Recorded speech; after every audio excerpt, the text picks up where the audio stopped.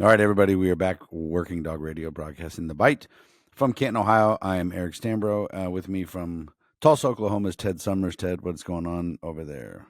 It's definitely early summer here. We Not just here, got dude. It's done 48 with today. 48. it's like 80, but we're going through our fourth round of gnarly weather. We're supposed to have tornadoes, and like Americans will use anything with the metric system, so they reference hail size by like fruits or golf balls. So they're like, oh, lime size fruits. I'm like, man, I've been to the Mexican grocery store and they have some giant limes. So I'm like, So it should be interesting. Yeah. Outside of that, I'm just getting ready for handler school starting about a monthish, working on dogs, and then working on our 501. I have a meeting with some city council people next week with some city councilors for Tulsa and our Crime Stoppers saying about it. But it's going good. We've got some people already like signed up. And I need to talk to you, by the way, about coming down doing a seminar for everybody. So yeah. Yeah, get on it because I'm filling up dates. I got pretty much 2 seminars a month. This month, 3. I go back to Iowa next week for another round over there. Different group, different town. But yeah, I saw like what was that that's not about? cool. Like you were out there with Howard. Yeah, the first time was with the group's Dogs for Law Enforcement. It's a big national certification group, and they do their weekly or their yearly seminar where you come. They do their certification like Monday, Tuesday, and then it's scenarios and different things like that the rest of the time. So you can bounce around to different stations and things like that. But yeah, poor Howard got.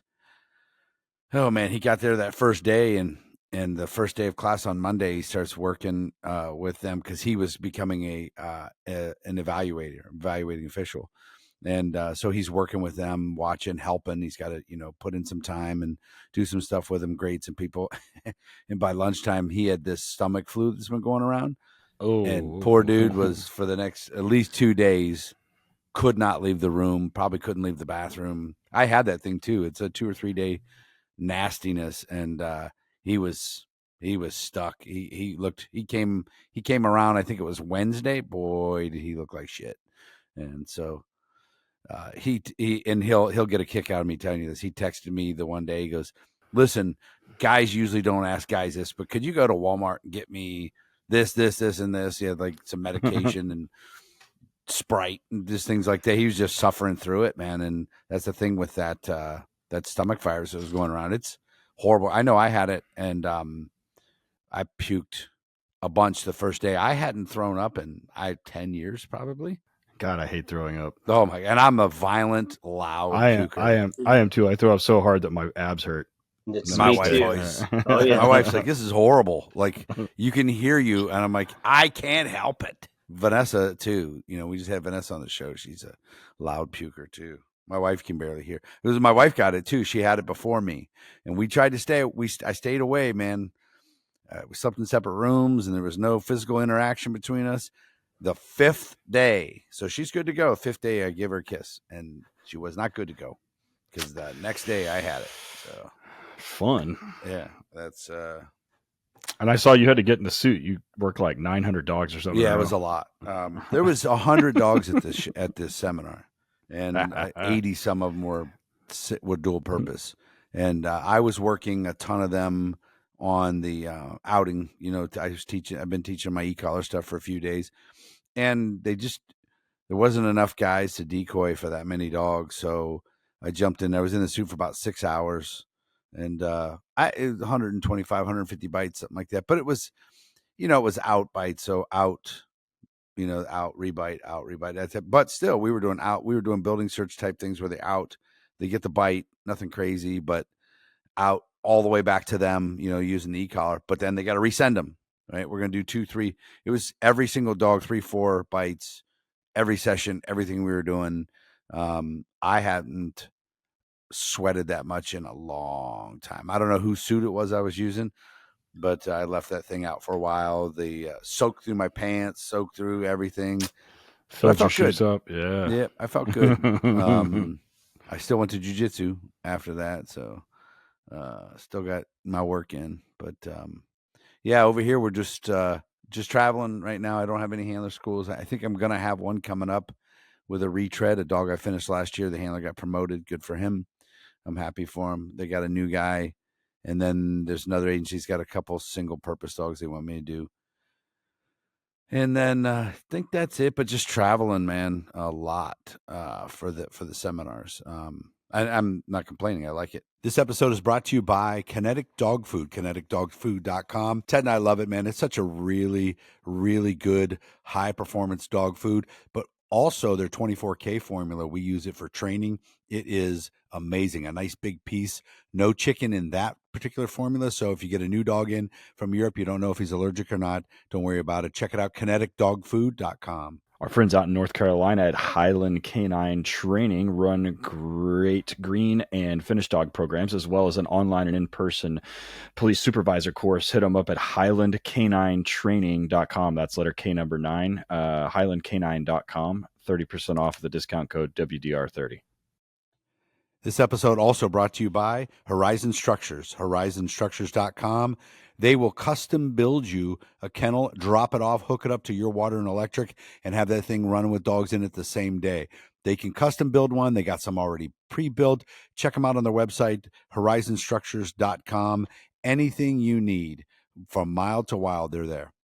One of the longtime supporters of the show has been Ray Allen Canine in Colorado Springs, Colorado. They've been around forever. RayAllen.com, where you can buy literally everything but the handler of the dog and the patrol vehicle. Everything else you can get from them. Hit them up, WDR10RAY for 10% off your order. That's WDR, the numbers 10RAY. One of our longest sponsors is Dogtra, Dogtra Official, Dogtra.com. We love Dogtra. Their products are so good. Their e-collars, their ball poppers. Ted uses all kinds of different things at his place, from pet dog e-collars to working dog e-collars. He loves the hands-free 1900S. They've come out with some new models lately and an amazing new bark collar called the Smart Bark Collar. Check them out. Dogtra.com, WDR10 for 10% off a single item over $200. Dogtra.com. Somebody that's been with us since the beginning is Arnaud out in Vegas at ALM Canine Equipment. If you follow me on social media, you see me wearing my ALM suits all the time. It's all I wear. I've got several of them. Eric's got several of them. We love Arnaud. We love ALM, custom made in Vegas. WDR or WD Radio for 10% off. That's WD Radio for 10% off. ALM Canine Equipment. That's letter K number 9. ALMcanineequipment.com. You know what I have decided, though, dude? And it's hard to find, though. If I can, I will no longer do any flights that aren't direct flight. Yes. I can't take it. I can't flip and take Chicago Airport and all these other ones. And tired of running through airports, or I'm tired of being stuck. I was stuck in Chicago till late the other day. I was supposed to be home at like, I don't know, 9 p.m. I got home at 5 a.m. I can't believe we even flew out. I was surprised. Every time I go through Chicago, I'm about 80% chance that there's a weather delay. Atlanta, same thing. So if the hosts are just going to have to pay a little bit more for a direct flight, but I'm done. I'm done with these flipping layovers, man. I can't stand it. So. Yeah, that's mine too, and I don't like getting to the airport at fucking 4 a.m. either. It's hard, man. It's hard to find direct flights. It really is. Like I was just in Traverse City, Michigan, which was an awesome, good time. That is a cool little town, man. I didn't know anything about it. It's on the water up there, and it looks like a little mini Myrtle Beach. It was a nice place, easy to get around. The guys were good. The class was good. They had been prepping with a little bit of tone avoidance stuff, so they were ahead of the curve than a lot of people. But yeah, it was a nice trip. But you ain't flying direct to Traverse City from anywhere. Chicago, yeah, you could, but from where I'm at now, not a chance. So, but anyways, what we got going on tonight? Well, tonight we're going to kind of touch on a topic that I think we've kind of done versions of this, or we've kind of like done this in like other episodes.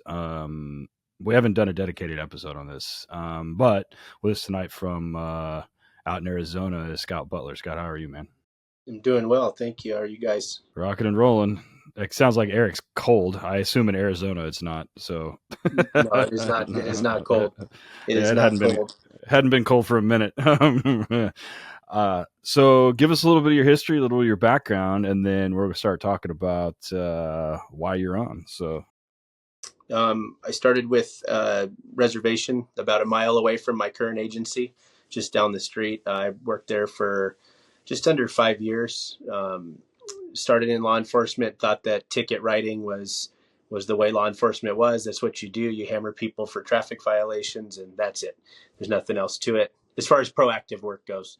Um, in December of 2020, I found my first pound of meth, and that started the obsession with going after bigger things in life, and that's where the obsession started.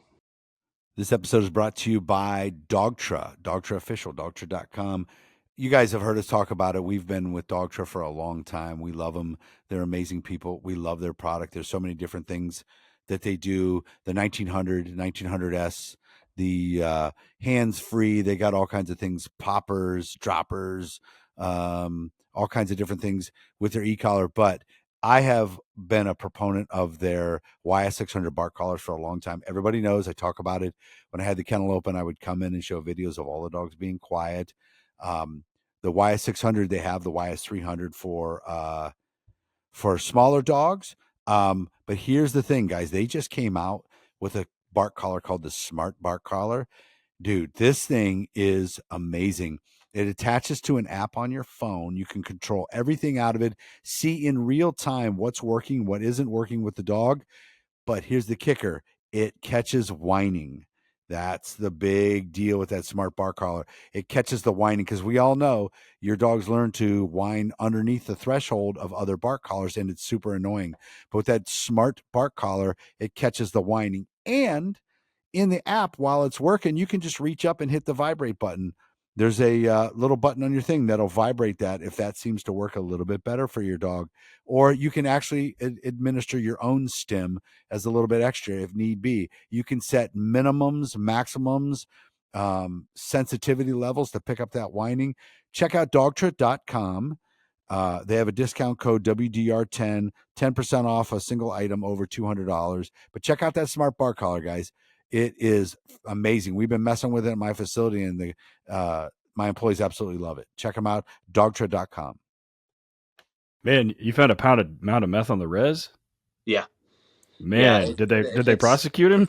oh yeah. Well, so Yeah. so I don't know about in Oklahoma, but out here at least. So I was state certified there and tribal certification as well. So my state certification would allow me to charge non-tribal members into state court, so I could charge. We have McGirt, and basically the entire eastern half of the state is a reservation, and depending on who you're arresting and what the crime is, and it is a nightmare, or has been. So you moved from tribe and you went to your current agency after snagging a big find. Well, that was the first. So I left. I've only been with this new agency for a year. I had done after the first load, I was consistently hitting one or two a month every month for the next 4 years. I went dry for about 4 months in 2021. It's where I met Kenny, I met Al Clark, Bauer Brown, all these big time, big name interdictors. And it's a small circle of guys, out here, at least in Arizona, everybody knows each other. And as humbly put as I can say it, I was very successful there. I was getting to upwards of 300 plus pounds of every powder odor you have out there, and I was able to consistently do that. So that got me into the dog world in 21, and then the canine obsession started, but it didn't start at that moment. It happened later. By the time I got to my third dog, that's when I was obsessed with dogs. So did on the reservation, were you did your agency have a dog, or you just was all just They did.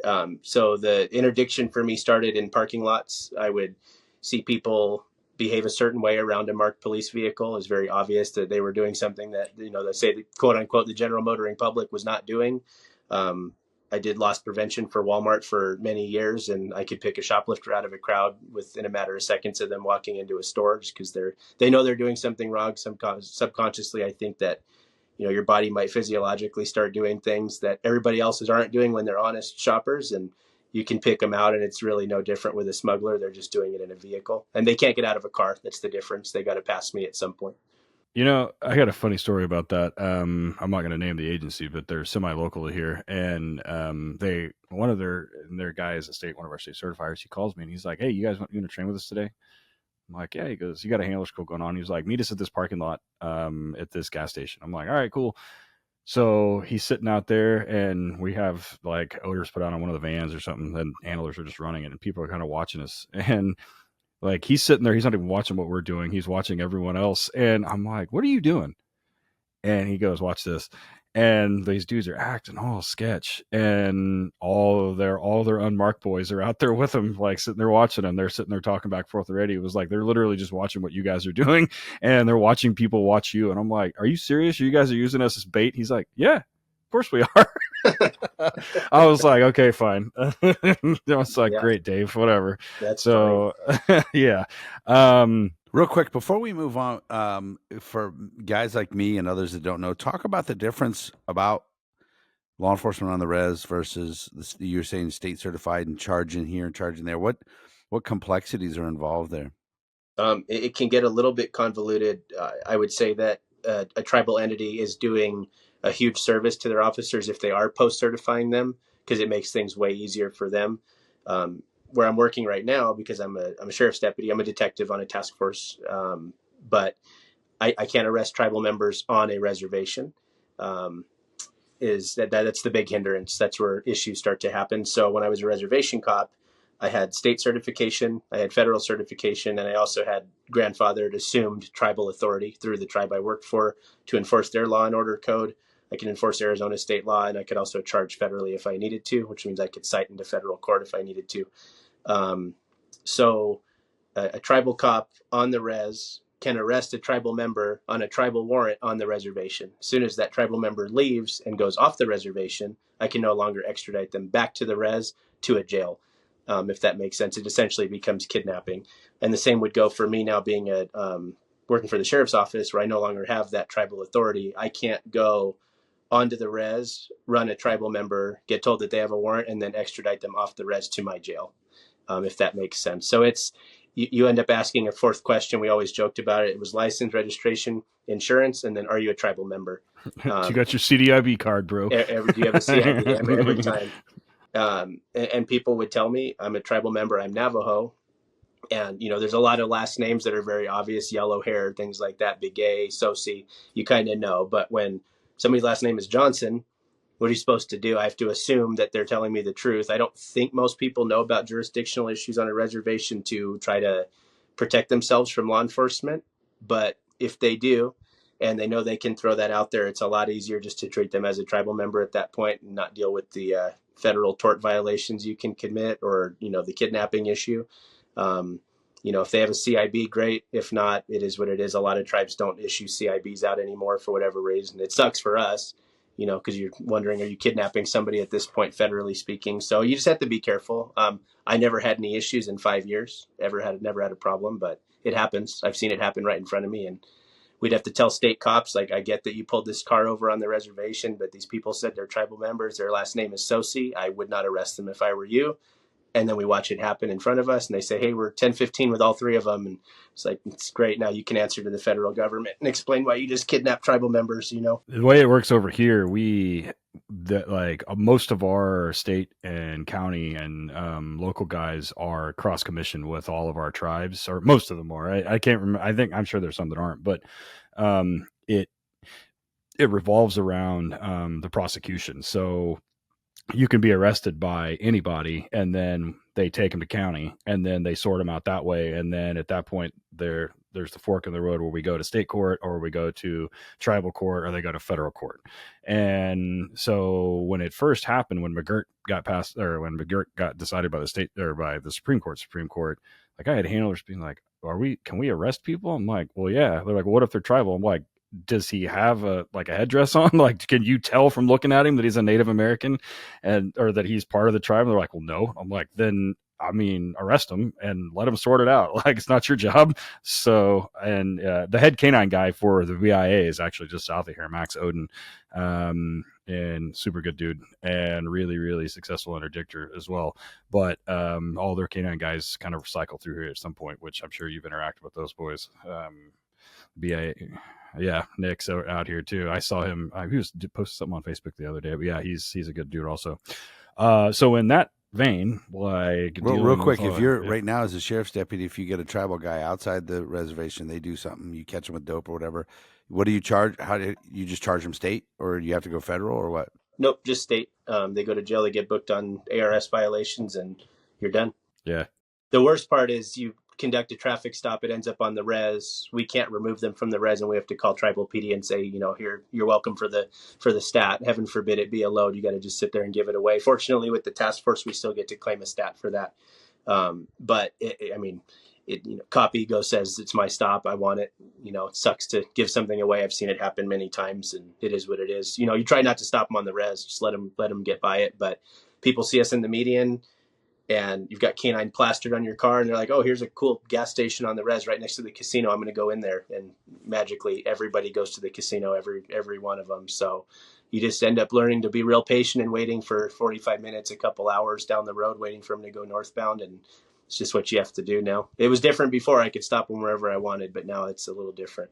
Man, yeah, ours is it definitely got complicated.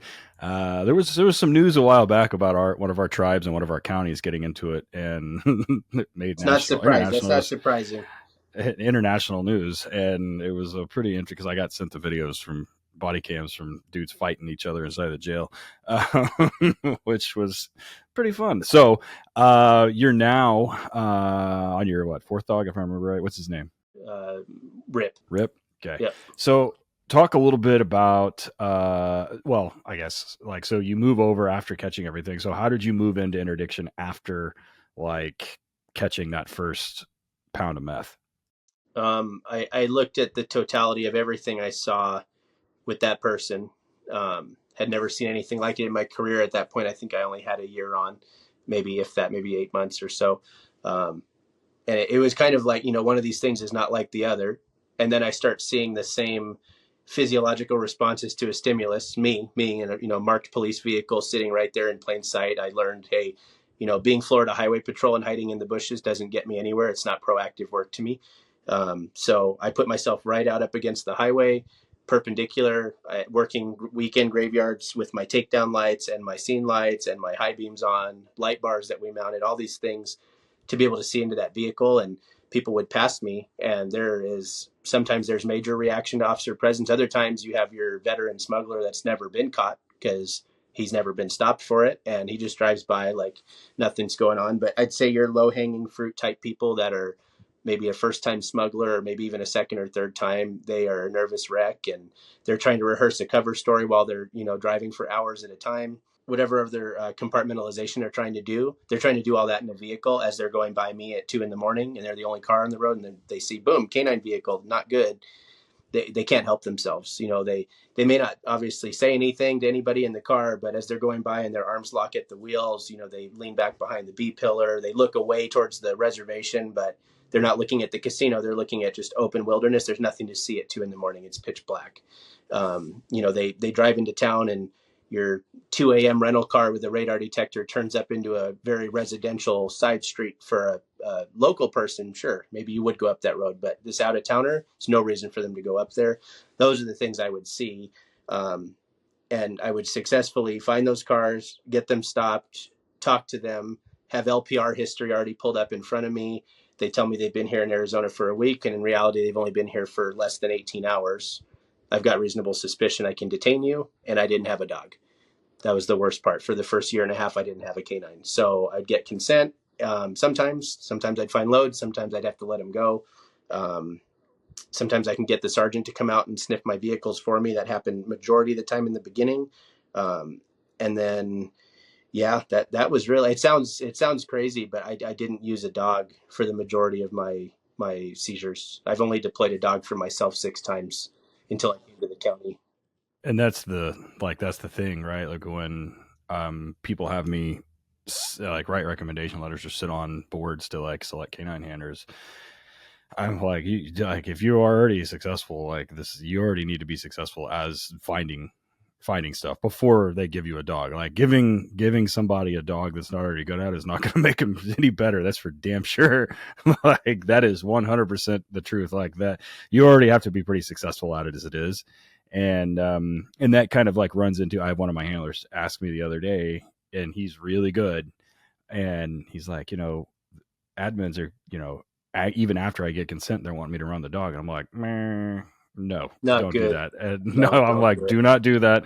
Do not pad your stats. Do not do that. Like, I mean, if you can get into the car without it, I mean, whatever, fine. Let him get out and go potty or whatever. But I mean, you don't need the dog. So, yeah, it's like, it's one thing that I think because they want the stats, right? And I have to remind handlers all the time. I was like, it doesn't give a shit. I don't care. Nobody cares how you found it.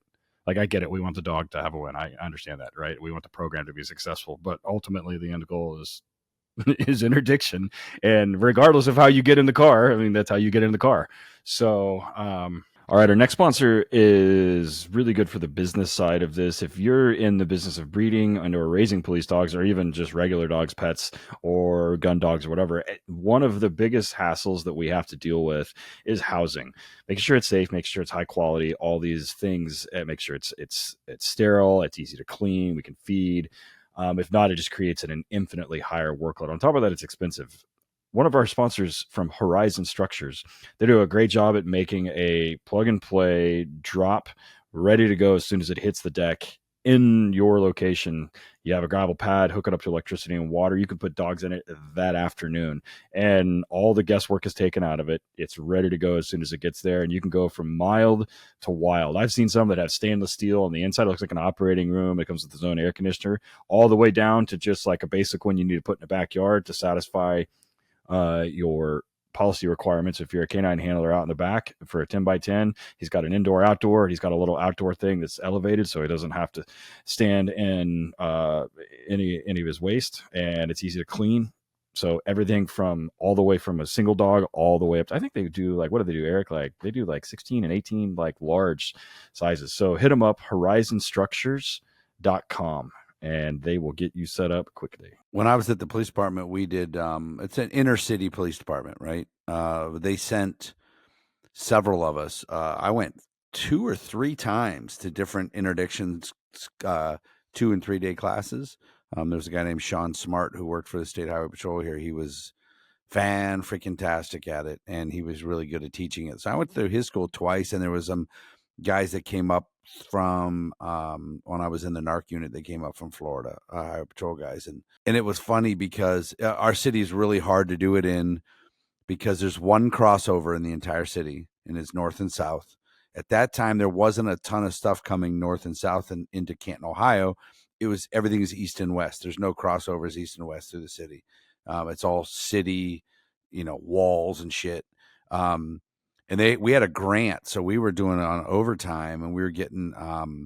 We were not super duper successful with the highway interdiction. The funny thing, we got a lot of guys because guys that are wanted that are driving just have some bullshit warrant, even or no driver's license, give off the same tells as a guy driving a load. They like you're saying, look the other way. When you see a cop in the median and you're not doing 90 and a 55, but you will look at the cop. It's natural, right? So we were getting guys that had kind of like weird secrets in their life, and you figure guys that are hiding stuff, a lot of like illegals and things like a lot of those, and that weren't transporting drugs. They just had fake IDs, and they were illegals, and so we got a lot of that. But the funny thing was, when you really pay attention, I worked in the hood, right in the hood, and the guy walking down the street that's got a little bit of dope in his pocket, maybe a pistol and maybe a warrant, they give off the same tells. A lot of them do this move where they cover their face and things like that. So we were starting to be able to show young guys the stuff we learned on the interdiction, going, look, it's the same. That guy right there just did that. The guy that was 2 blocks away, that he's up to something. right? There's something going on, and so that was a good way to show them. But yeah, we never. It was you would think, because this city is nothing but drugs.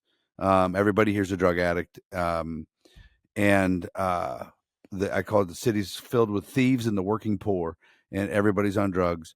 And when I was in the unit, we did in the drug unit, we did a case that ultimately was, when they finally caught the guy out of California, he had 30 kilos and like $3 or $4 million on him. He was doing that once a month, bringing it into the city. There's 70,000 people here. That's it. And that 30 kilos never left the city. We weren't a source city. They were coming to us and then getting turned into crack still, and distributed amongst all the drug addicts here. But we were not super successful on our the highway patrol interdiction teams still do not work the highways in Canton. It's interesting. Where the crossover is in this city, it's hard. Okay. I got you. It's south of the east-west, right? And there's nothing south but country. You know what I mean? So they're not coming east-west into Canton and then going south. They might come up north and go up into Cleveland or something like that. But Charlotte was a source city for a little while, and we were getting intel about some guys bringing up dope up from Charlotte through here, but never really caught any of those guys. And I was really disappointed because there's so much dope here. I thought for sure we would. Nope.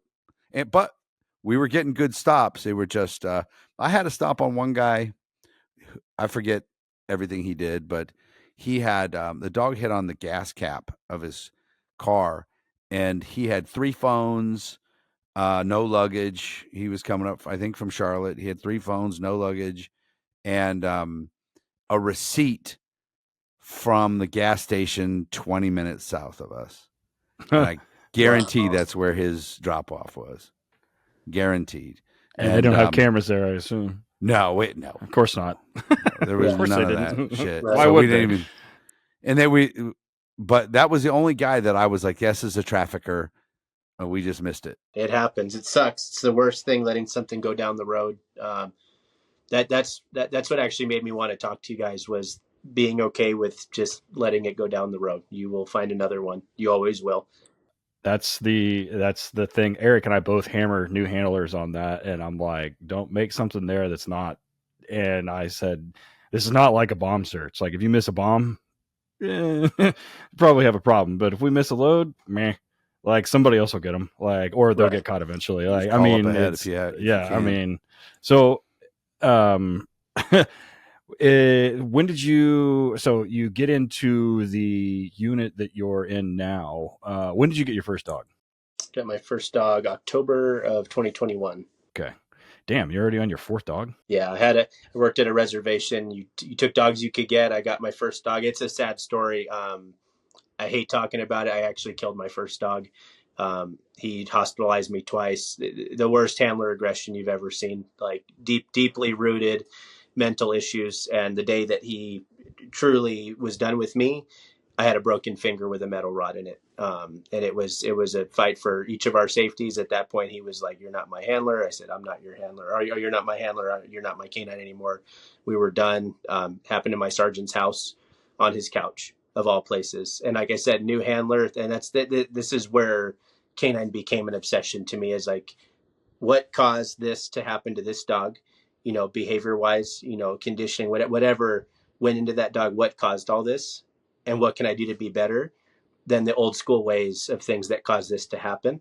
Because I got the dog, and he was a social dog. He was a good narcotic dog. He's very obedient. He had this issue, and it was dangerous. It was a very dangerous issue, especially for a first time handler. It's embarrassing telling the story to people. We're all dog lovers, and I get to tell people I shot and killed my first dog. Horrible.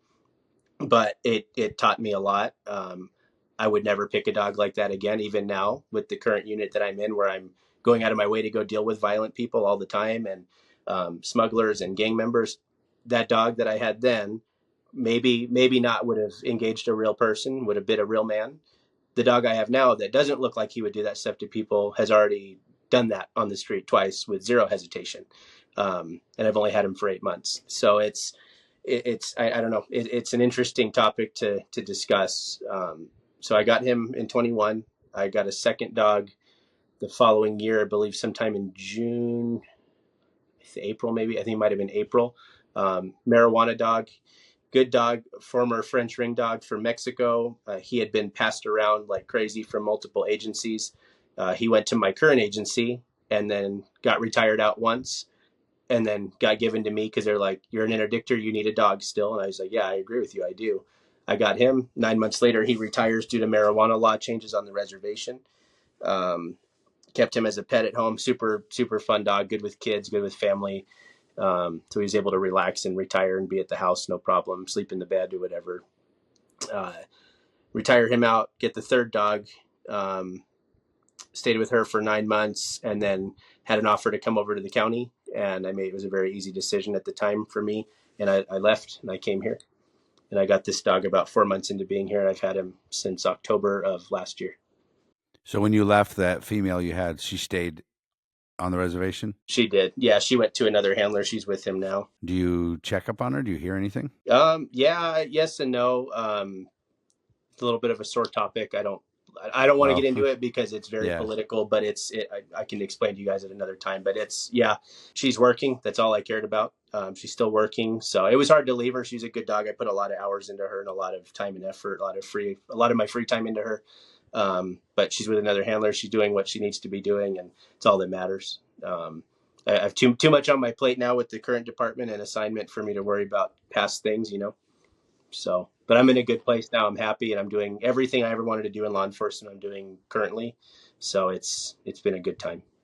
So you were getting some loads, getting some dope there, and then you got the dog.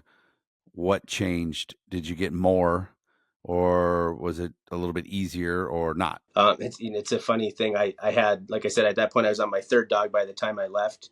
I had only deployed a dog for myself 6 times in about 4 years. So I realized I don't need this dog at the time. It's just a tool I need when I can't get into cars my own way through consent or whatever other ways we can get into cars legally. That's when the dog came into play. I would exhaust every resource first, and then I would utilize the dog.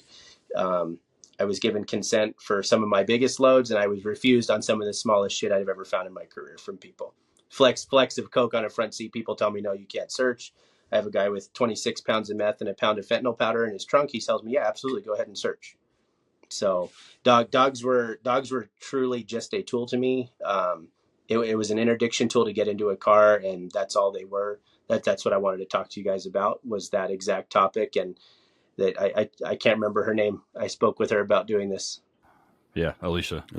Thank you. Yeah. I said to her that an interdictor and a handler together can be really good, or it can be an incredibly dangerous combination.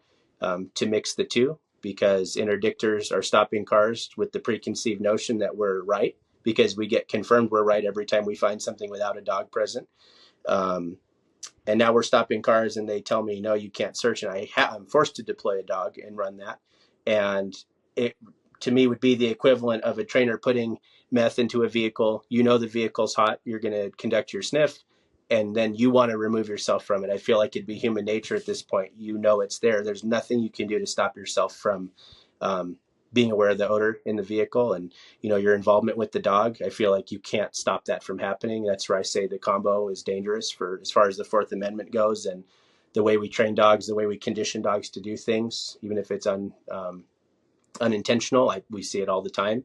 And one of my partners in the unit, I hate saying the word elitist, but we watch a lot. We watch a lot of dogs across the state in detection work, and we're like, wow, I didn't know we're still using traffic leads to conduct free air sniffs. That's crazy. Things like that. And that it's concerning, because these guys are, I say colleagues, they work for different agencies, but as far as an interdiction circle goes, it's a small community. And, one screw up down in Tucson makes me look bad in Northern Arizona, and then it slowly starts to seem like it'll filter over into the rest of the country, end up with Supreme Court case law because of something a handler did that was stupid.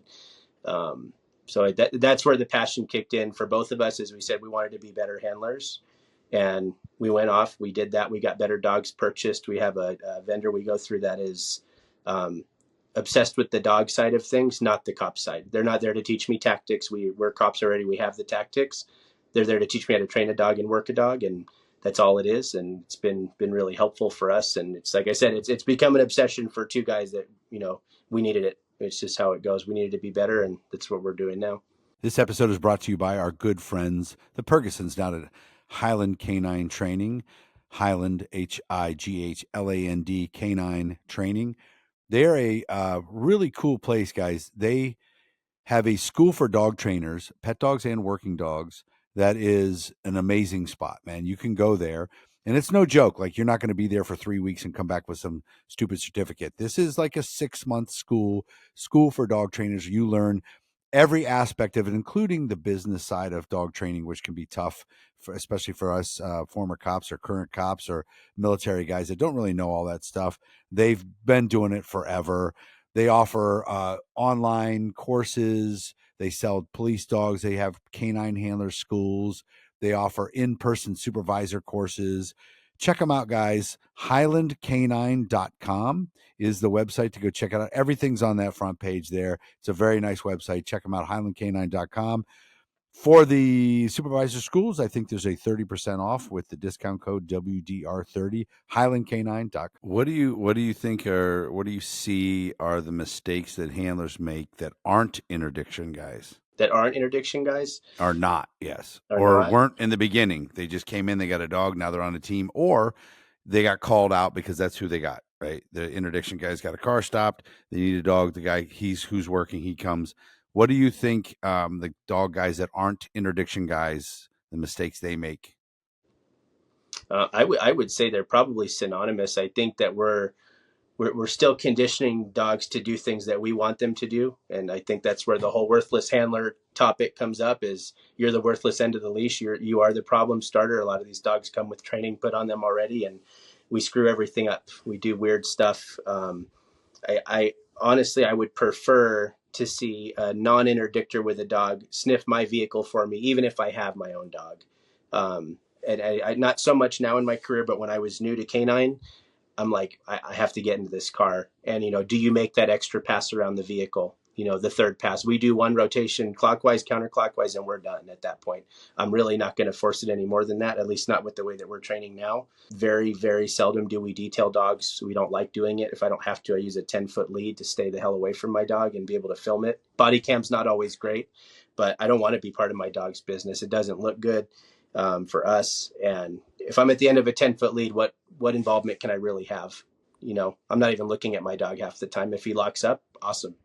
And I think that a non-interdictor doesn't have the preconceived notion that they're correct, that there's dope in the car.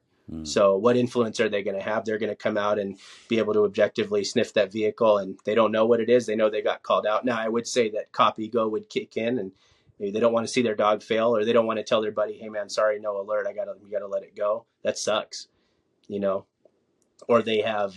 That's something that there's still this misnomer. I heard it yesterday, actually. I had one of my handlers call me and said, one of my admins is telling me there's case law that says you can't run your dog on your own stop. I was like, no.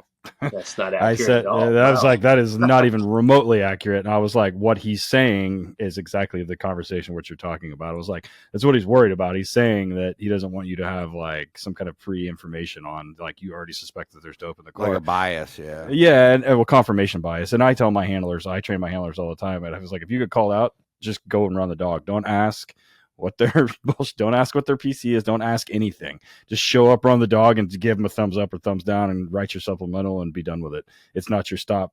Because if you start saying shit like, "Oh, this and that and the other," and then you're talking about stuff that happened when you weren't there.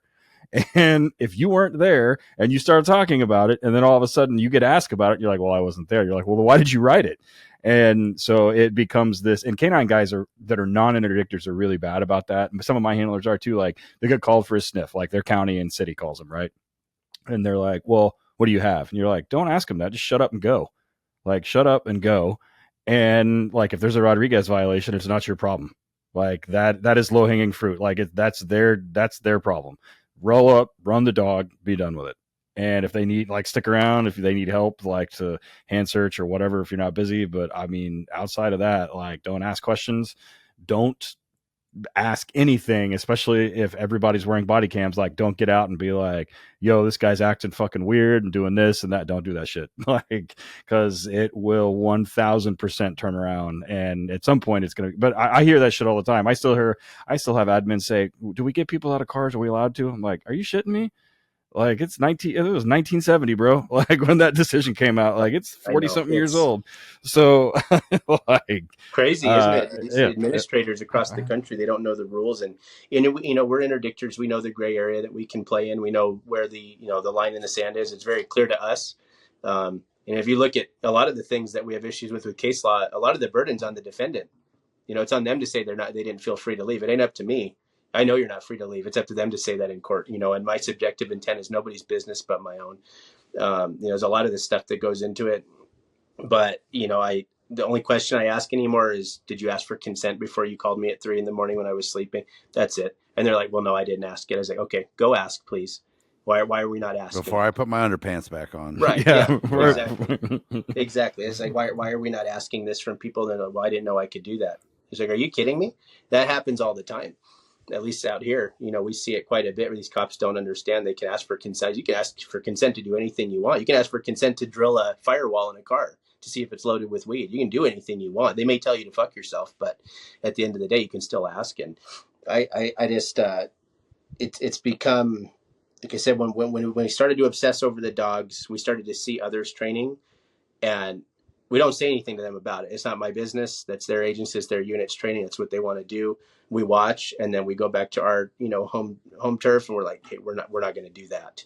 And a lot of it was queuing dogs into alerts, forcing them to go into any type of obedience that they could get to say, hey, that's an alert. I said, dude, your alert happened a long time ago in your sniff. Yeah, you don't need a fucking final. Like, No. there's case Supreme law on Court that. says you don't. Yeah, there is case law on that, and you do not need a final. Stop going on live PD and think you're whispering shit and no one heard it, or the little while you're wearing a fucking microphone. Listen, man. Right. And the thing is too, I can tell you from experience, and you touched on it earlier. So I'm working on the street, right? I'm working my dog. We're a city dog, but we got dope units, and they call and they got this car stopped from this case they're working. You get there as the handler, you don't want, and they're all looking at you like it's it's hot. This is Johnny Fuckface. And I know him, right? I know every doper in the city, and how big they are, how big they're not, what's going on, because I'm still on the road, still trying to catch that guy myself. And it's tough then when you're the dog guy there to walk, like you do it. And that's that third round. The third round is what gets guys. And they get involved a little bit too much. The way we used to do it was we walk around once, free air sniff, letting the dog do the work. And then we would kind of detail a little bit through as we're going, because that's the way we were trained. And that was it, two times. But because there's pressure, the dope boys are standing there looking at you, right? There's pressure, and guys will run that third time. So talk about that, what you touched on earlier about letting a load go. I think you got to dig deep. If you've been successful before, you probably, most likely, you will be successful again. You got to put your pride to the side and let it go. You have to. It sucks. It's happened to me. It happened to me more when I didn't have a dog, or when you could not get a dog to come up, or nobody was available, everybody's on vacation, or sorry, I just fed my dog, I can't come out and do this low drive, detection behavior you're asking of me. It's all BS, but whatever the reason was, you couldn't get your dog out to sniff a vehicle for you. And you just have to tell the people, hey, have a good day. Sorry. It is what it is. You got enough to hold them, but when you're being told, hey, you can't get a dog here for 3 hours, and I get the case law doesn't describe what a reasonable time frame is, but at some point it's time to call it, and maybe the agency steps in and puts a policy in place, like, you will not hold a vehicle past this amount. I don't want that to happen. So it's a lot easier just to kick them down the road and let them go. You'll get another one. There was a large agency in the 10th Circuit that had a stop 2 years ago. And I don't know all the particulars. I know that they held them for 3.5 hours waiting for a dog to get there. And about every 15-25 minutes, one of them would walk up and be like, "We got a dog coming. You want to go ahead and let us search?" They're like, "Nope." And That's not coercive at all. well, it was kind of my thing too. But I was like, and of course they found, I don't know, like 60 kilos of coke or something. But 10th Circuit was like, they of course sued, and 10th Circuit was like, nope. That's legit. Like, I mean, so, and they were really, really good about articulating like why they were holding him, what was going on. And I mean, they were obviously very, very cued in on what was going on, which when I read that, I was like, God damn, for 3.5 hours. And because because everyone's freaked out, right? Like, oh God, if I hold him like 20 minutes because of the Campbell case, like when, they're like, that case got kicked because that dude asked about, it was a 26-second deviation during the questioning when the guy was in a car. People are like, I can't go outside of anything. I'm like, oh, I mean, depending on when. Right. Yeah, but about, I mean, grenades or some shit. I don't. If you read this case, like, they actually, in the published case, they timestamp it. Like, they have timestamps in the case from the recording. And they said that those questions were not pertaining to the traffic stop. So there was an unreasonable extension and they kicked it. And the guy was right. I mean, the dude was a shithead. But the state did a terrible job arguing it. He did a terrible job testifying. And it was a shit show from the start. But like, it's kind of, one of those things. So have you ever, I always enjoy these stories. Have you ever had anything that was completely unexpected? Like, you get an alert and you find something completely unexpected, or you stop people and something completely random happens. You're like, okay, well, this has got to be a first for me. Yeah, I was just telling the story to my father-in-law last night. We were joking about, the way that dope looks to you when it's going down the road. A lot of other crimes and a lot of other things that humans do with each other that they shouldn't be doing all looks the same. Infidelity looks the same as a smuggler to me, as far as I'm concerned. So that's what we were noticing. Dudes with not their spouse, you just can guess. Yeah. Dudes with other dudes. That's secretly, you can guess. That was neither of which are against the law, by the way. Right. But, right. It's so funny that people think cops know. It's so funny that the public think that we know what they're doing. And I'm like, I know nothing about you till I have you on the shoulder. I know nothing about you. I know you're doing something you shouldn't be doing, whether it be legal or not. You're doing something somebody doesn't approve of. But no, my story was, I see a blue Jaguar with some front end damage going northbound through my town. This is a very small highway, but it is a major artery that is a bypass for I-17 to get up to the 40, to get out to where you guys are at. People will take my road to get to the 40 to avoid the 17 and all the interdictors that are famous for working the 17. Nobody was out on 87 ever. So, see the car going northbound. It's 2 a.m, like mild body damage on the front end. Temp tag, Arizona temp tag, single occupant male. And as he passes me, he's got dreadlocks. I can see his dreadlocks whip all the way around his face out to his passenger side. So he would have been passing me northbound. So he looked out towards nothing. There's nothing to see there. There's a telephone pole. If he thinks an APS wire line is cool to look at, cool. Maybe that's what he was looking at. But he passes me, drives northbound into town. I pull out behind him. I'm running his plate, and he turns into, I believe, is a Motel 6 on the right side of the highway, east side of the highway. So he pulls in there. I pass him because I didn't really have much of a traffic violation. I think he was going a little faster than he should have been, but I didn't make an effort to pace him because I wanted to get that return for the temp tag. Temp tags were really hot at that time for dope. So to me, everything going on there said dope. That's what I believed it was going to be. He pulls into the hotel. I go across the street to the feed store, and I sit there and I, plain as day, headlights still on. I'm watching him with binos, and I see him get out of his car and get on his cell phone, and he's staring at me. And I was like, okay, well, this is clearly good to go. Like, I just need to wait for him to go mobile again, and this won't be a big deal. Granted, I could go sniff the car. I don't think I had a dog at this time. I think I was in between dogs. So I just called a couple deputy buddies. This is when I was with the res still. So I call a couple deputy buddies. They come over and sit with me. They ask me what I got. I'm like, I don't know, but dispatch just now comes back with the return for the plate. And they said that 28 is associated with a missing persons case out of Phoenix.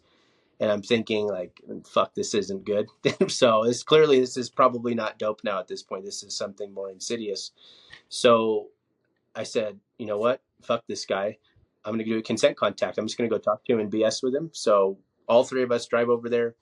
I get out. I said, hey, man, I just wanted to talk to you about something with your plate real quick. They're telling me it's associated with a missing persons case. Do you want to talk about that? Or do you know anything about that? He's like, nope, I don't know anything. I said, okay. I said, is there anybody in the car with you? He says, no, there's nobody in there. It's just me. I'm getting a room here. And I said, all right.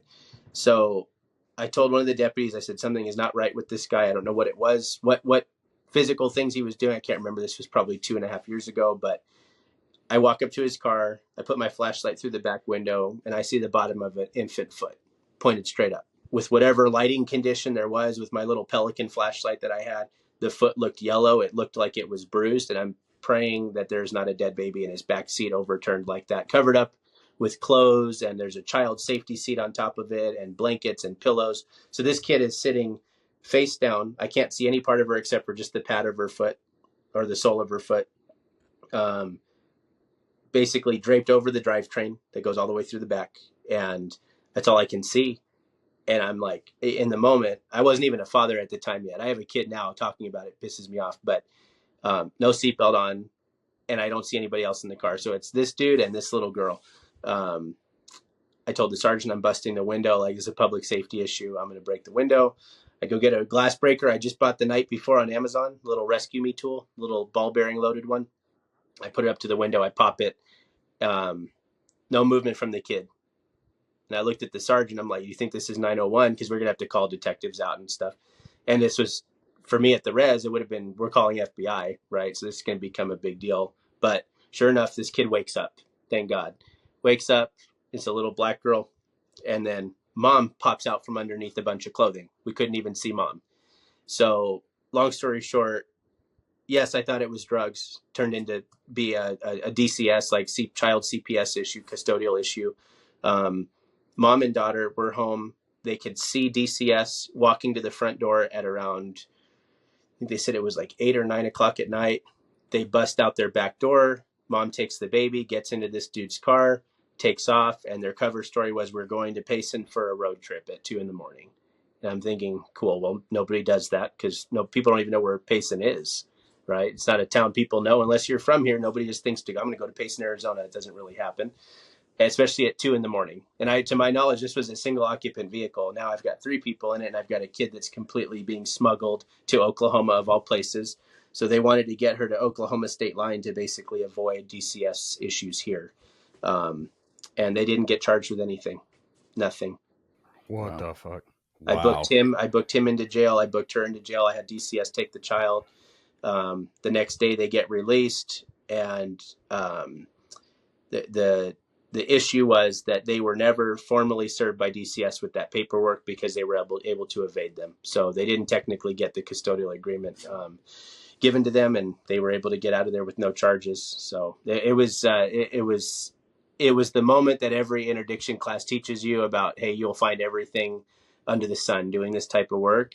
And I didn't know it was going to be that night. And I was like, well, I saved a kid, at least for the night. Unfortunately, I think the kid ended up going back I think the kid went back to dad. So we did get some justice for the kid. Mom didn't get to keep the kid. The kid went back to the father in Phoenix. But it was just scary. You don't know what you're going to find. You're thinking it's going to be a bunch of pills in a hockey bag in the trunk. And you find a 1-year-old baby in the back seat, That's one crazy. Of our handlers, one of my handlers, he's actually been on the show. I don't know if he told the story or not, but he was pacing a Toyota, like a 2-door Toyota Tacoma. And in hindsight, it turns out old habits die hard.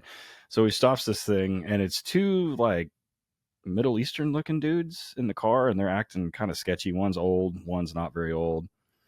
And as soon as they ran their IDs, he said every phone in the car and every system I had for communication lit up, and they're like, do not move and hold these guys there. And he's like, what are you talking about? And turns out they had walked across the border from Toronto into the United States, and Interpol was looking for them. Oh, and shit. Nice. They were Iranian and I think Syrian.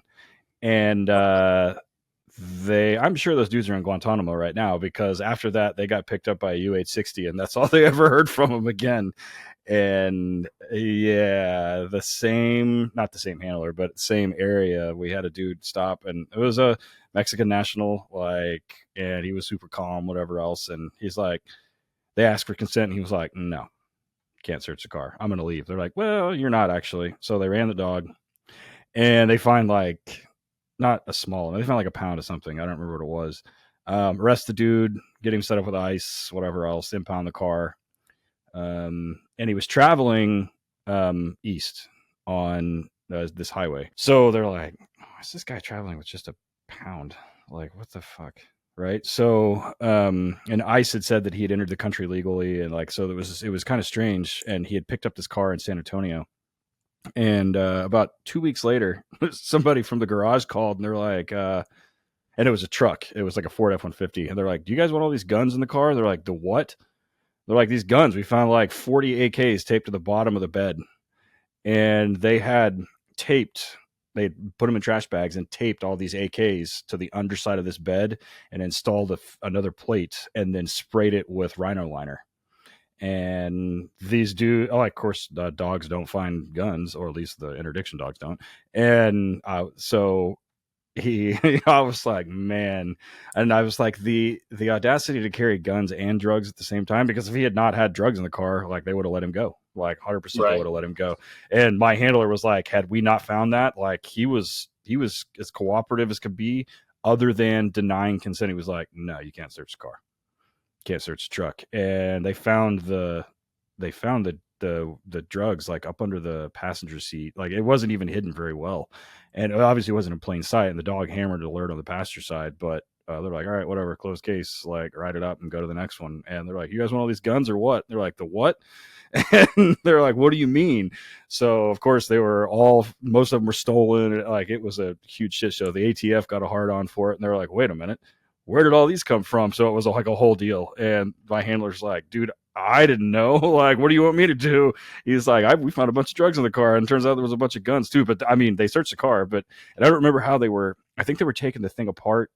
They were going to impound, or they were going to destroy the truck or something. And I don't remember exactly what transpired that allowed them to find it.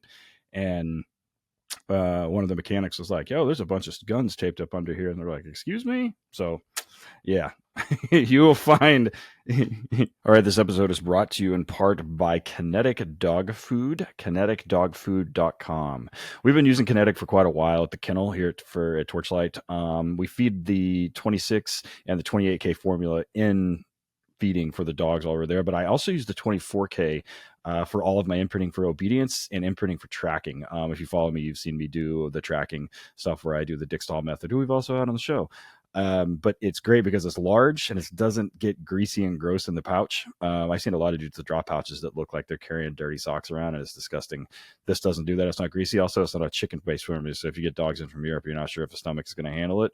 And it's a fairly low calorie version too, so you can do 1,000,000 reps and not have to worry about dog getting fat. kineticdogfood.com. Also, we've had the guys on the show before, and they talk about it, but they do a lot to make sure that the protein bases are nice and pure, and that the stuff that they're adding to it actually adds additive to it, and they're not filling it with pocket lint and sawdust like a lot of other foods. So hit them up, kineticdogfood.com.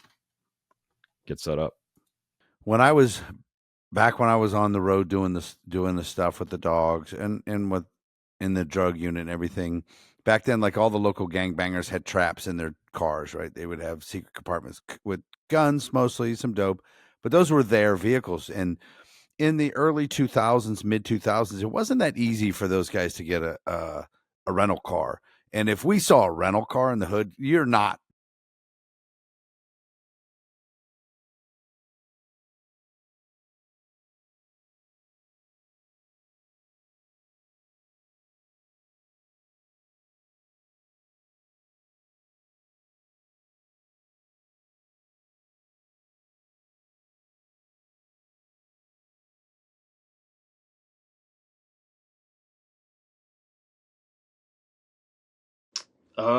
So we call it the low hanging fruit, the 2 a.m. rental car, third party rental vehicle with a radar detector and a dash camera, or maybe a thin blue line sticker, whatever the external factors were added to a rental car. That was what smugglers did, and I think we all found a lot of success in that. I know I did personally. I know my current coworker in the task force, he did as well. And then we try to stop those cars now, and they're empty, and there's nothing in them. We can't figure it out. So I'll tell you, if you talk to any interdictor in Arizona right now, nobody for the last probably 8 months has been killing it at all. It sucks right now. I don't know what's going on. OBN makes us look like shit always, somehow. But I know they do a lot of intel work, and that's one thing. Like, I know myself and my coworker, I've refused whisper stops. I don't know how many times I've refused them, but I won't do them. I've told HSI, I've told DEA, I don't need you to get me dope. I can get dope on my own. I don't need your help. I also don't want to have to go to court with you and then have you disappear because you don't want to blow a wire on something. So I don't care to ever help them unless I have to.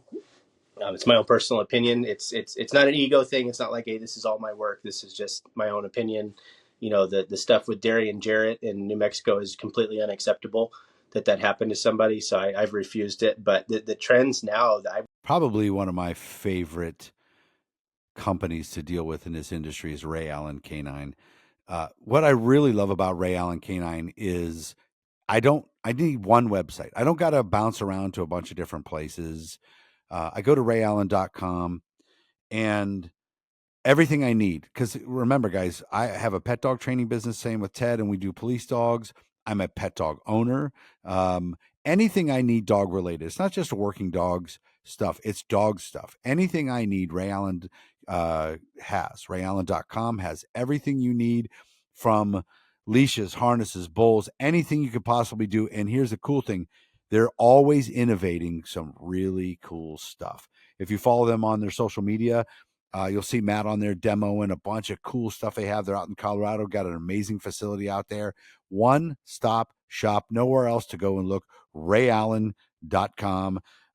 Use the discount code WDR10RAY for 10% off. WDR10RAY for 10% off at rayallen.com. So it jumped to someone's Bluetooth in some car somewhere, dude.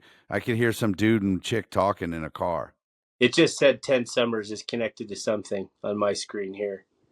Huh. That's weird. What if they threw an AirTag in your truck or something? Just kidding. That's creepy. Yeah. That was a girl and a dude. That's weird. Say something, Ted, because I can't hear you. You got me? Oh, yeah, I got you now. Super weird. So after, and we'll get rid of that stuff, but after, with the case in New Mexico, that's not your thing. You would rather just do it yourself. Then you were just about to tell us what the new trend is. Yeah, I don't think there is one right now, to be honest with you. We get a lot of HIDA reports and a lot of, it's all HIDA, but they're almost all DE or DPS seizures out of Arizona. And the things that they're seeing down in Tucson, I am not going to see that in the area that I work. I'm just not going to. I wish we would, because the loads would be 100 plus, because those are straight southern border loads that have just gotten over the fence, and they're hitting them on the 10. They're hitting them on I-8 eastbound. Those are loads that you're not going to see in a small town like this. We'll get the post-Phoenix drop-off loads, and that, they can be real big, but you're not going to see the 300-pounders in a sedan like they do down there. It just doesn't happen up here. So as far as trends go right now, I don't think there is one. Otherwise, we'd all be hitting like crazy again, and we're not. It's been a real bad, dead, dry spell for a lot of us. And 1, 2, 3, 4, 5, at least 6 of us that I'm aware of that are all very well known in the state of Arizona for finding dope on this highway haven't hit shit in a long time. So since January 20th, is there any correlation? So the last load I hit shortly before I lateraled to this agency. Granted, I got assigned down to the southern district of my county, away from any major artery, so I wasn't going to see any stuff that was good going by. It's all personal use type stuff down there. But March of 2024, I hit 20 pounds of pills. Didn't have to use a dog. Got lucky. Had dropped somebody put a tutor on the front seat, and I think it was in the guy's lap or maybe at his feet, and fentanyl tutor. It's PC. As soon as I walk up, I already know I own the car. I still go through my interview and go through the motions of an interdiction stop just to, leave it in the consensual realm with them. Of course, they ask for consent. They tell me no, and I tell them that's cool. I'm still searching the car because of the fentanyl tutor at your feet. There's 20 pounds shoved into the trunk liner I think it was on the passenger side. It was on the driver's side. That was my last load I hit. That was March of 24. Shortly after that, we were told that fentanyl pill production had been completely stopped in Mexico, where the cartel was killing people for cooking it because cops know what blue pills look like. So then it changed to those Skittle color, multicolored fentanyl pills. Those were very common. There was only one cartel that I was aware of that were making those. I think it's Juarez cartel. And it kind of just died off. Now you see a bunch of powder loads. Fentanyl powder is really big. We're seeing a bunch of that again. But I don't think there's a trend right now, to be honest with you. Unfortunately, I wish there was, or we'd be out looking for it, but we're not seeing it. One last question I have before we wrap it up is, I am fascinated by human psychology, right? Being in police work, talking people down, talking people through this, finding things out, training dogs and training humans together, learning how people learn, and just a lot of fascination when it comes to human psychology. Have you ever interviewed the guy who gives consent knowing he has 10 pounds of meth in the trunk? Why did you give consent? Have you ever gotten in deep into that with people? I have. It was more of a game I was playing, and it only happened a couple times. I didn't want people to know that they had that right. A lot of people don't know they can tell me no. Of course, I don't want to give them an advantage and have them go tell their friends, "Hey, just tell them no," and they can't do it. I didn't want to go down that road, but I've asked a couple, and both times it was, "Well, I didn't think you were actually going to do it." I kid you not. Actually going to look? Yeah. Really? Yep. They were like, "Well, if I tell you that yeah, you can go ahead and search everything, that you're going to take my word for it." I'm like, okay, you're talking to an incredibly jaded cop that doesn't believe anything people tell him. So yeah, I'm not going to trust that. I'm going to search. Like, if you tell me that, I'm going to search your car. The double negative game. I get it. Yeah, But, I get it. Okay. He's like, I'll tell him, sure, go ahead. And you're like, well, no criminal would do that. Right. And that I swear that is what they said. Well, I didn't think you were going to actually do it. And like, okay, you're a believer now, but it's, Yep. yeah, no, the psychology behind a smuggler is a whole nother topic. They're interesting people. That's for sure. I've met a lot of them. Some were gang members, some were, what I would say a normal civilian would say looks like a bad guy. But most of the people I stopped were normal people like you and I. That one of my close friends is a federal defense attorney in the Eastern District of Oklahoma here. Really, really good attorney. And he had a guy that in, I don't know, like 2012 backed into a truck in LA, or in his truck backed into a Mercedes in LA, and two clearly gang members got out, and they're like, no insurance, don't worry about it. They're like, what do you do? And he's like, I run a trucking company. He had like 15 semis, and 3 years later they show up and they're like, we need you to take this load of onions to wherever. And sure enough, there was more than onions in the car, but they're in the trailer. But they're like, you're going to take this here and you're going to do this. And when they stopped him, my buddy calls me and he says, what are the odds? And he basically gave me the rundown of, I'm not going to talk about what they were talking about, but he said, basically, what are the odds of this happening, of a dog being here at this time? I'm like, 0, especially from the agency like from the Alphabet Soup Boys that he was talking about. I'm like, 0. He goes, okay, well, there was one there. I'm like, then they know something that you don't. So I don't know what you want me to tell you, but it's 0. And they ended up finding like 170 pounds of coke or something ridiculous. There was onions in there, but I mean, it was, and the guy like was super cooperative, and he was like, look, this is what happened. I didn't know it was in the car. I didn't know it was in the trailer. Like, I had no, like, whatever, but then these are the guys. And I think the dude only got like 8 years, and he was mad about it. He's like, I got 8 years. I'm like, bro, you should be in prison for like so long your parole officer's not even born yet. Like, wow, that's crazy. Yeah, that's crazy. So what, were you brought to that agency just for this? The current agency? No. So they had come to me and said, hey, we're looking at revamping the canine unit. This is what we're trying to do. You're already training and I'll tell you where the curriculum came from. It's all canine defense. It's where all of our dogs come from. Some people love them, some people hate them. We don't care. We've had success with them, so we go there. But I started training that way with my third dog, and I was seeing success with her. I had a very handler dependent dog, and then ended up with a very independent dog using their methods. And I was happy with her. I was happy with her work on body cam. County attorney was happy with it. So I had already gone down that rabbit hole of that type of training. And I think the county kind of recognized that, like, hey, you're doing that over here. We pay more. And would you like to come over here? And I said, yeah, I'll consider it. And I ended up applying that night because I was done. I was done with the other place. I wasn't happy with the canine program there. They didn't want bite dogs, and it's not like we're out here wanting to bite people, but to have the tool and the resource available to be able to do that when you need it is a lot nicer than not having it. So canine was never going to be what I wanted it to be with my former agency. Unfortunately, it's never going to be any bigger. It was an 85-acre reservation. That's what it will remain.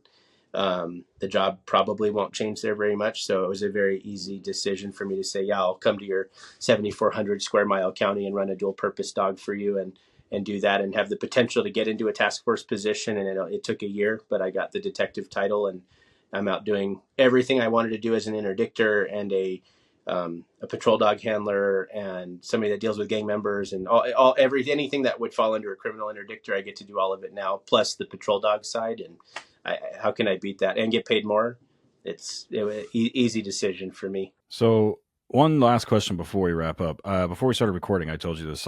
Generally, in the first couple of days of class, with new handlers, I always ask them, or if I'm part of an interview, I'm like, "Hey, why do you want to handle a dog? What do you like? What do you, whether it's dual or singles, regardless? But I'm like, why do you want to handle a dog?"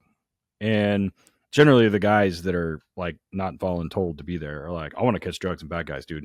That's why I became a cop. I became a cop to catch drugs and bad guys. That's what I want to do." I'm like, "All right, cool." So there's I have a lot of young handlers in a lot of states that are gunning for interdiction positions. And I know for a fact that there are a lot of people listening to this that are gunning for interdiction positions, but also that are canine guys because they got into canine to find drugs and bad guys. So, what advice do you have for somebody that's probably not in an interdiction spot yet, that wants to be or has designs on becoming an interdictor, either for a county sheriff's office or for our state guys like our OBN or whoever? Yeah, speaking of advice for them to get into that position. Yeah. With me, I'd say it's a little different. My department didn't have that. Former agency is an 8-person department. We did not have an interdiction spot. If you had a dog, you were just a patrol officer that happened to have a dog and a kennel insert in your vehicle. That's all you were. I would say that they need to show prowess at being a proactive cop that can find drugs on their own without a dog is your biggest selling point. I would say to any admin, like, hey, I can do this without a dog. Imagine what I could do with a dog. Do good at interdiction without LPR access, without diesel access, without all these tools and the external resources that we all have now that we're into interdiction. If you can be a good proactive guy that knows how to hunt a man that is doing wrong, you will be a good interdictor. The canine side's a totally different thing. But as far as being a criminal interdictor, I think you come here with that genetic drive to hunt people and look for people that are doing wrong, and you either have that or you don't. I joke about it. I'd say that, and you could speak on it too. If you breed your own dogs, you might have a litter where you throw 8 dogs that are not cut out for police work, and you have your one diamond in the rough dog that's genetically capable to do this line of work. I think it's no different than a police academy class that, you can teach every cop in there how to do law enforcement, but you have your ticket writers, and then you have your guys that want to do sex crimes, and you have your interdictor that's willing to go sit out on a highway for 12 hours a day, if not longer, waiting for one car. And, you have guys that want to chase people with dogs through the woods. I'm not tooting my own horn because there's a lot of people like me, but it's a different type of cop. You are different than majority. You're not a call taker. That's not what an interdictor is. You need to be both boots on the ground, hard worker. You got to be okay with losing because you are not going to seize as much as you want to, no matter how hard you try. You're always going to lose more than you win, but it's a matter of staying out there. You're going to go through dry spells. You just can't stop. You just have to keep going. I had a 4-month drive spell the 4 months prior to getting my award from the Arizona Narcotic Officer Association, I get given a Patrol Officer of the Year plaque in front of an entire building full of narcs and interdictors and handlers, people that have been doing interdiction for 30 years. And here's this little ghetto res cop that was born and raised in Los Angeles that's in Payson, Arizona, working. And I just took that award from a lot of guys. But if you talk to people that know me, they'll tell you, like, I managed to stay in a good mood and be positive during the dry spells. You don't get to quit. I did. You can watch it. I did a podcast with Ace Interdiction, with Bauer Brown and Albert Clark. I think it was last year, if not the year before. And the episode's titled "Hate to Lose" with Scout Butler. It's what it is. I enjoy winning, but I truly hate losing. So if I miss a load, I'm going to go get another one. And I think you're only as good as your last load. You know, if you hit one on Monday, you don't hit shit on Tuesday. Nobody gives a fuck what you did on Monday. It doesn't matter. It doesn't matter. So yeah, that's my advice to him. You know, be a good patrol cop first. Be nice to people. Be respectful. You're not going to get consent from people when you're breaking it off and them with tickets. It's just not going to happen.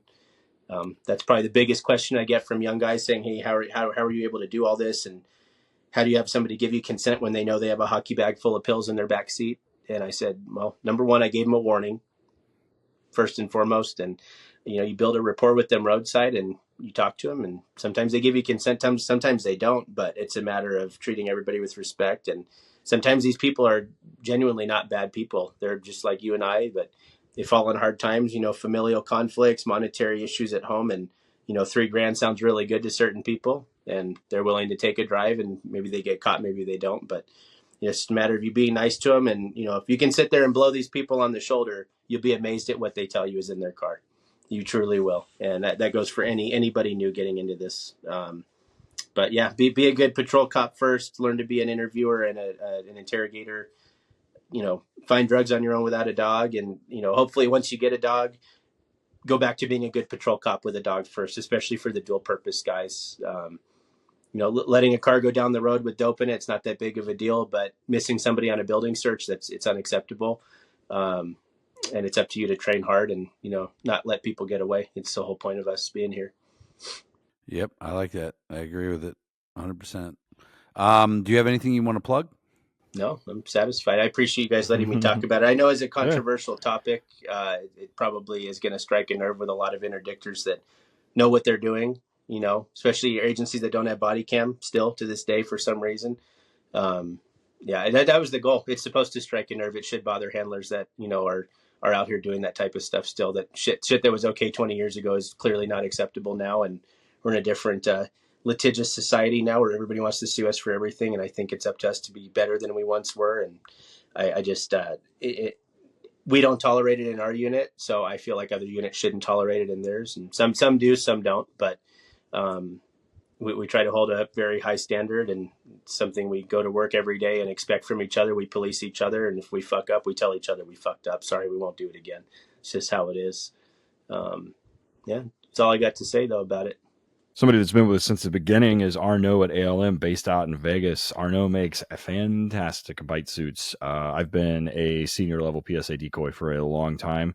All of my trial suits are ALMs. I love them. I've sent my one jacket back multiple times to have new sleeves put on it because it fits so well. Arnaud works with you through the process, helps you get a design set up. In fact, when I went out to see him in Vegas, he had my original design still in my original pattern still in the workshop there, and he was able to make me another jacket just out of the one that I have that's like 10 years old. He made me another one. Super high quality materials, super high quality stitching. Great service after the fact if you have to have repair work done. Hit him up, ALM Canine Equipment. That's the letter K number 9.com. ALM Canine Equipment. Use this discount code WD Radio for 10% off. Another person that has been with us since the beginning is the person that wrote the music for the intro and the outro on this. His name's Brother Deeg. He's no longer with us. He's a super talented musician. And I actually met him at a live show here in Tulsa.